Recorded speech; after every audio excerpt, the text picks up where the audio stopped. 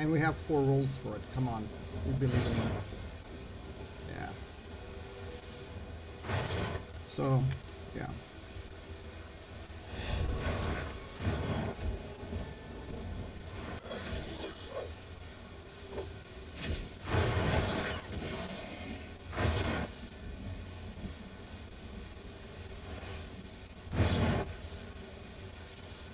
Still 131 to hit.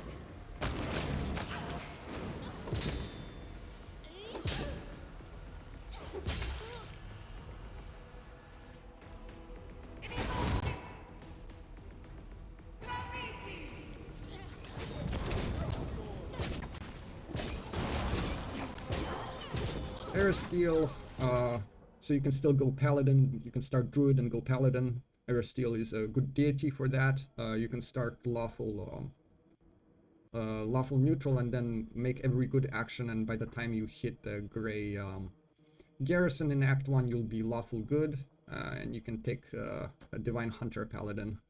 If you're not there quite yet, you can also start taking Sylvan Trickster. Yeah, and then Power Attack, Warrior Priest we need for Hell Knight Signifier qualification, Pickpocket, why not? Power Attack, Focus Strike, then really the essentials here, Bolster. Exotic weapon proficiency, you can skip if you don't want to use Falcatas, but I think they are pretty good weapons. Scimitars would work too, if you don't want to pay this feat tax here. This is skill focus, knowledge, world, which we need this and this for Loremaster, and then we go for feinting. We can pull outflank earlier here if you're in a group. That's the only thing. You can put like outflank here, and then delay the feint, final feint up to here. Or if you want to feint for your group, of course you can pull the feint feats forward. Although you start like 19 charisma, 14 con, 16 strength. You start 9 int here. Start 9 int here so you don't have to wait up until the very end to start taking combat expertise. So you can start taking it in like Act 3 at the latest with like a +4 item. Loremaster, Secret Druids, Wizard Spell Transformation, Loremaster Secret here. This is the most important, that's the first one. The other ones you can move forward, or although I would say leave Flaying Critical for last if you even want it. If you don't even want it, you can drop Loremaster to 7 again and go like Feyspeaker up to 6. And then actually you'd have a much easier time leveling early up to Dresden, because then you can just level up to Dresden without much hassle, take Vanish here and take Greater Invisibility here finally. Yeah. And then the other things were Eagle Soul from Cleric Book and Crusader's Edge in the end from Cleric Book.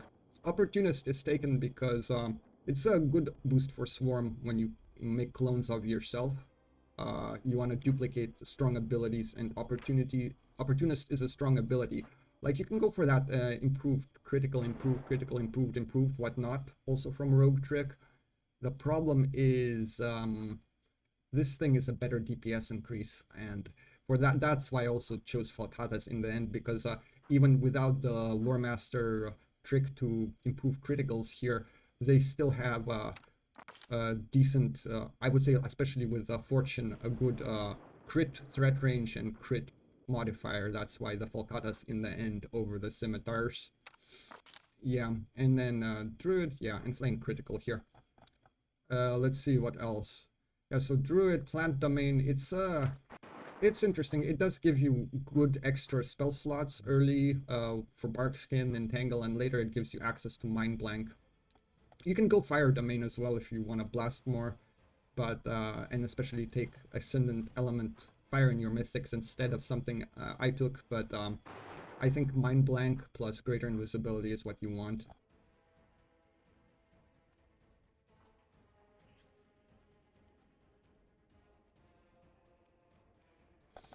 And then Hell Knight Signifier, Order of the God Claw.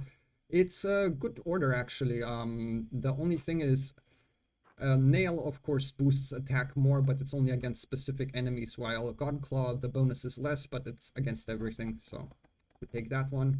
And yeah, Sylvan Trickster with Cackle here, so like with Witch Wandering Hex from the Mythics, you can pretty much get any Hex. Well, starting hexes, that is. So like it's actually, in the end, it's a very versatile build that can do a lot of things. It's just a question for you, like, what do you want to focus on early? Like, you can try to pull the Feint feats forward and Feint. You can you'll take the Hex this one pretty early anyways, almost as soon as Act 1 anyways, so you can technically instead of Last Stand, go for Witch Wandering Hex immediately, and then the Enduring spell, so you can both do Hex things and buff with Enduring. Yeah, so we went over that. The Mythics are Last Stand. This can be pushed later, especially if you're in a group and have safety, but eventually do take it. It's a very important feat for Swarm. Not so much for you, but I would say for your clones. Because like once your clones have all these buffs in the game, you really don't want them to die. So like that's why you take Last Stand. It's more for the clones and not for you. Although it helps you too, of course. Enduring, because we can fit them easier, and eventually we can get to caster level 19 base, and with items. How do we do that? Because of Storyteller's Knowledge, it gives +2 to caster level. And then from 2 items, Sin Mage Staff and Robe of 7 Sins, we're at caster level 25. At least for instance, this tune is. It happens right before Threshold, and you can get 24-hour buffs on very short duration spells as well. That way, what else? This is all very important. Last Stand, Enduring, Hex, Abundant Smite, Power Attack, of course, and up to critical. Like, yeah, on paper, I think critical is the way to go. It increases the damage even more. But these last 3 mythic feats are kind of up for debate depending on what you do. You could fit abundant casting on this build if you want. Or you can go, for instance, for something like Ascendant Element Fire, especially if you took Fire Domain instead of Plant Domain. You could do that. And then definitely like Master Shapeshifters, whatever, because eventually yours, I mean, it don't get me wrong, it is good. It's another +2 to attack and damage, but your swarm size does scale and you get more and more stats. So this is a less of a priority feat, I would say. Oh, it is nice. Right, well, this was my main character. And after I cloned myself, she became a spellcaster support. Just because the clones are more powerful than you with all the buffs, as long as you keep those buffs on. I mean, worst comes to worst, some buffs will wear out, but the item buffs won't. Every buff under the sun when I cloned. Anyways, after she cloned herself, she became more of a summoner, secondary spellslinger in the group again. I did the Druid, Charisma Druid base, and then lots of goodies from Loremaster, and just to bring the attack to 3 iteratives, go to Hell Knight Signifier. That'll bring the attack bonus high enough that without transformation you get another attack. And then the Sylvan Trickster, Divine Hunter. I messed around also with this build instead of Sylvan Trickster with like Hell Knight. I mean, I like this a lot for simplicity's sake, and because I think the cap on the build is more of a swarm size cap after a certain point, instead of like whether you break this up into another Hell Knight and Sylvan Trickster stuff, or even Witch and Court Poet one can be also an option. But honestly, I like the Sylvan Trickster because it's it's kind of a fun class, and it goes well with Feyspeaker at the beginning of the game before you go schizophrenic into Angel and join a Hell Knight order and so on. And after you don't like all of that for some reason, you go back to your nature roots and go swarm and devour the world. Basically, that's how this the RP of this character is. It's very schizophrenic, but you can play it. Yeah. And so here's my main. It's going to be kind of an in-depth video so you can see everything. We still wear the Mask of Nothing because saves are everything, and we don't have a persistent charisma buff to saves on our main. We have to use scrolls for that, or just keep her safe, because the saves now on everyone else are great in comparison to this. But it's still fine. Just for safety, I wear it. And then Piercing Gaze here, Scarlet Allure. These two can be a bit different. Ring of Procrastinator, why not? We just need to give people some rings. Like this one's, since this one's actually mainly there for summoning, they still have Stormcaller there, and Book and Whip. And to raise caster level with my secondary items that I got over the playthrough, it's Web Strider, and because the best spellcasting items go on my main spellcaster now, but it's still there. And yeah, just raising saves is the most important thing here. Then, okay, this is my glue and main character, kind of probably the most important character in the group, because she does get, this thing does get the Ring of Triumphant Advance, because I want to boost her the most, her charisma, her stats, everything on her. You can see Piercing Gaze as well for the competence bonus to persuasion checks, Cape of Fainting, Triumphant Advance, Icy Protector, why not? We have Ice Plant thanks to duplication, and we have permanent Ice Plant on everyone, so it's there. Braces of Armor can be actually the +10 bracers as well if you want, or even higher bracers. Ceremonial Falcata, it's a nice Falcata with morale bonuses to persuasion, works well with Triumphant Advance, and Undying Love, which, you, by the way, you can dupe the buff, at least one of the buffs on this shield, the Light Aura, so it becomes permanent on everyone, or the Dark Aura. It sometimes bugs out, so it's not the most safe thing to do, but you can make a permanent buff from this shield on all of your swarms. I still have the Numerian Greatsword in the offhand, though in terms of raw calculation, it's the same as the Cape of Fainting in case I want to increase her ability check score by another 2. Have Aradon's Wrath here just to, if she smites some baddie, she'll have probably effectively, I don't know, like 150 AC if I really want it, or even more. And then just bolster odds. She doesn't go into transformation. She's, as I said, she faints, heals, tanks. This is like the most important kind of party face character now. Okay, this is my I would say main DPS, like with the main damage items on. Still, I do want their saves to be as high as possible, so I give them this mask. The Circumstance here. Tribal Scouts, that's why AC is lower here. We are not wearing Haramaki here, but it's fine. Wandering Horseman for opportunity attack boosts, physical perfections, gloves. Maybe there's some better gloves somewhere I'll find eventually. They're fine. Like, we don't care about wisdom, but it's growing in terms of stats. Ronic Sacrifice. We'll definitely put like Hasting Expanse here once we get it.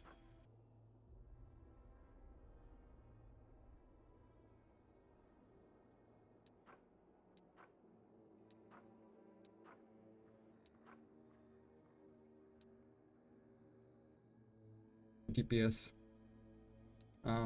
That's her, right. Then we have secondary DPS and debuffer. That's why she sometimes in like really high AC fights, just, I don't care if it's a debuff to charisma, she still goes Mutilated Angel to debuff some AC on some target even more. So to soften them up, but then can switch to a main weapon Finian here. In terms of attacks there, yeah. Have off-road boots, embroidered for saves, physical might, Loremaster's robe, not a bad robe actually for saving throws. As I said, we care about evasion and saving throws. Arrow catcher, half of a pair, boosting attack. like Razmir can go on a spellcaster now. I don't mind. I just needed stat items, and this fit into this mask slot here. Like, since she's in transformation, most of the time she doesn't really use maximize the use of this mask. But I can put it on someone else once I get some items, maybe. Protector, Demise, and so on. And then, yeah. And then this one's also a DPS, sometimes focused a little bit more on combat maneuvers and raging. Yeah. But this combo of robe and glasses still go here. It's nice for the AoE frighten on occasion. This amulet, by the way, doesn't work. I'll take it off right now and find something better here. It does nothing, unfortunately. Yeah, so we have our Artificial Predator. It's not a bad Falcata. Gives a debuff when the person is near them. So yeah, that's what we do on her. And then lastly, my Spell Slinger. The main Spell Slinger of the group now is this one. We won't be in transformation. We sling spells, and to do that, of course, we use Sin Mage Staff and Plague of Madness and Robe of Seven Sins, boosting caster level, and all the other items. Technically, I can boost her DC casting more, but I do like kind of defensive slotting of items in instead of going for the most DC. That's why it's this way, because I actually look at this rating more than on the saving throws against spells. Okay, thanks for watching so far. As a final note, I'd like to talk about Druid versus Oracle versus Shaman Angel to Swarm builds. If you have questions, by the way, or want input on a build ideas that you may have and variations, please comment below, and I will try to help you or give you pros and cons to your idea. Yeah. That's always welcome. So let's get the big elephant out of the room. As we all know, the Oracle Angel is very powerful, but it needs 18 caster levels to get level 9 spells. This means it has less flexibility to dip and multi-class than, say, a Druid or a Shaman.